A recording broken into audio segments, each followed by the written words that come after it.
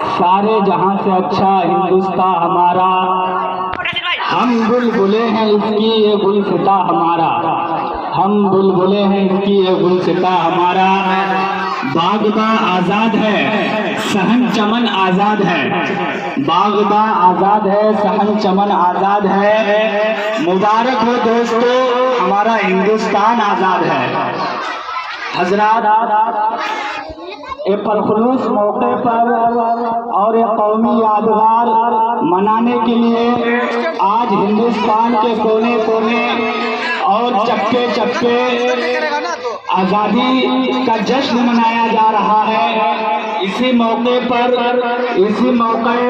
بہار پر ہم اس ناچیز کو بھی موقع ملا ہے، اور جب آزادی کی یاد آتی ہے تو دل کانپ جاتا ہے، آنکھوں سے خون کی آنسو آتی ہے۔ اسی آزادی کو ہم آج منانے کے لیے سب اکٹھا ہوئے ہیں، اور میں 10 منٹ کے لیے آپ کے سامنے کھڑا ہوا ہوں۔ اور ہمارا ملک 15 اگست 1947 کو انگریزوں کی غلامی سے آزاد ہوا تھا۔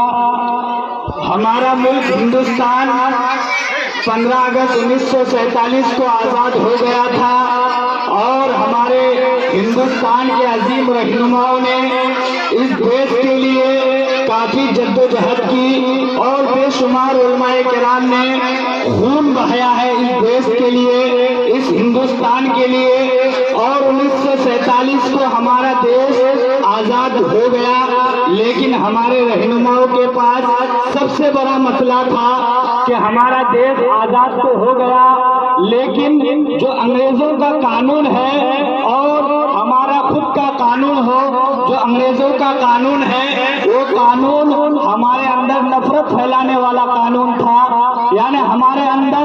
لڑائی کرانے والا قانون تھا، فساد پھیلانے والا قانون تھا۔ یعنی وہ قانون کو ہٹا کر اب ہندوستان کے عظیم رہنماؤں نے ایک یعنی دستور ساز کمیٹی تیار کی گئی کہ ہمارے اندر ایک ایسا قانون ہو جس قانون سے یعنی سب کو برابری کا حصہ ملے، کسی کے اندر اونچ نیچ نہ ہو۔ اسی قانون کو تیار کرنے کے لیے اور اس ہندوستان کے عظیم رہنماؤں نے ایک دستور ساز کمیٹی تیار کی گئی، جس کمیٹی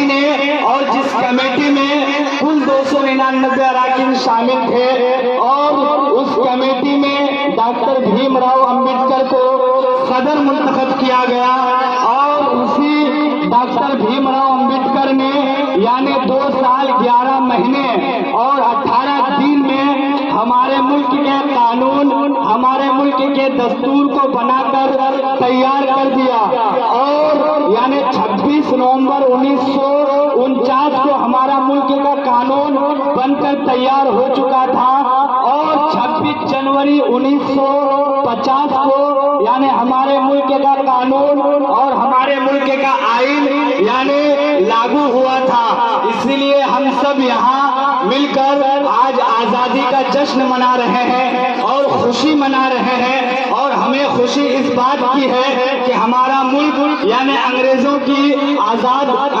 سے آزاد ہے، اور اس انگریز سے ہم آزاد ہیں، اور ہمارے ذہن میں یعنی ہندوستان کی سرزمین ابھی تک گواہ ہے کہ ہمارے اس ہندوستان کے لیے ہمارے علماء کرام اور ہمارے بزرگان دین نے کتنی جدوجہد کی ہے، اور کتنے خون کے آنسو بہائے ہیں، اور قتل عام ہوا ہے۔ لیکن آج بھی ہمارے ذہن میں ایک سوال پیدا ہوتا ہے، کیا ہم ہندوستان میں ہیں اور کیا ہم صحیح معنوں میں آزاد ہیں؟ لیکن ہمارے دل میں جب ایک سوال پیدا ہوتا ہے تو خون کے آنسو آ جاتے ہیں، کیا ہم صحیح معنوں میں آزاد ہیں؟ اور ہندوستان آزاد جو ہوا کیا اسی لیے آزاد ہوا کہ فوجی کے مظاہروں اور جوانوں کے کراتب یا فقط اسکول کے بچے اور مدرسوں کے بچوں کے لیے منعقد یعنی پروگرام اور ثقافتی پروگرام منعقد کرنے کا نام رہ گیا نہیں، بلکہ 26 جنوری ہمارے ملک کے آئین اور جمہوریت سے وفا کا دن ہے، اس لیے ہم سب یہاں اکٹھا ہوئے ہیں اور اس موقع پر، اس حسین موقع پر بسط خلوص اور دل سے ہم محبت سے اور اپنے وطن عزیز کے رہنماؤں کو اور شہیدوں کو یعنی مولانا محمد علی جوہر اور مہاتما گاندھی، بھگت سنگھ، نہرو اور مولانا ابوالکلام آزاد، بابا صاحب امبیڈکر کو ہم تہ دل سے سلام کرتے ہیں اور ہمارے ملک کے عظیم رہنماؤں کو ہم سلام کرتے ہیں اور ہمارے ہندوستان کے فوج ویر یعنی جوانوں کو بھی سلام کرتے ہیں اور ہمارے اس ہندوستان کے دستور نے ہمارے اندر یعنی ایک دستور دیا کہ سب کے ساتھ یعنی سب کو اپنی آزادی یعنی سب کو اپنے مذہب کی پرچار کرنے کی آزادی دی ہے اور ہمارے ہندوستان کی دستور نے سب کے ساتھ یعنی مل جل کر رہنے کی آزادی دی ہے اور ہمارے ہندوستان کی دستور نے یعنی ایک دوسرے پر سبقت نہ لے جانے کی بات سبقت لے جانے کے لیے کہی ہے اور ہمارے ہندوستان کے دستور نے کہا ہے کہ سب کو یعنی عدل و انصاف اور مساوات کا حق ہے اور سب کے ساتھ پیار و محبت سے رہنا اور کسی سے جھگڑا نہ کرنا اور وطن کے لیے ہمیشہ دعائیں کرنا، وطن کی دعا اور وطن کے لیے ترقی کے لیے دعائیں کرنا وغیرہ وغیرہ۔ آپ کو کیا معلوم ہمارے اس ہندوستان کی آزادی کے لیے علماء کرام کی گردنوں کو یعنی لٹکا دیا گیا تھا، چاندنی چوک سے لے کر خیبر تک اور دلی کے خیبر تک یعنی ہمارے علماء کرام کے گردنوں کو یعنی لٹکا دیا گیا تھا۔ آپ کو کیا معلوم 1857 کی بغاوت میں یعنی علماء کرام کو کس طریقے سے مارا گیا تھا، یعنی علماء کرام کو چاندنی چوک سے لے کر خیبر تک ان کی گردنوں کو لٹکا دیا گیا تھا۔ آپ کو کیا معلوم ہمارے علماء کرام کو یعنی ہمارے علماء کرام سے انگریزوں کو کتنی نفرت تھی، کیونکہ ہمارے علماء